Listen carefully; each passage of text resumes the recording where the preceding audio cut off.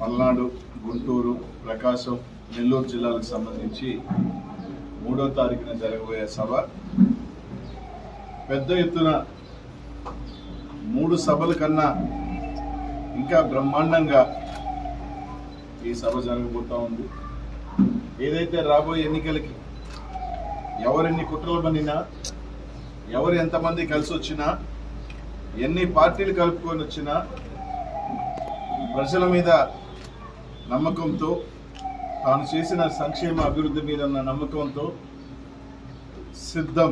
అన్ని సవాళ్ళకి సిద్ధం అనే దీంతో ముందుకు వస్తున్న వైఎస్ జగన్మోహన్ రెడ్డి గారిని ఏదైతే 3వ తారీఖు జరగబోయే సభని ప్రతి ఒక్కరు కూడా పెద్ద ఎత్తున ఇచ్చేసి ఆశీర్వదించాలని చెప్పి కోరుతా ఉన్నాం.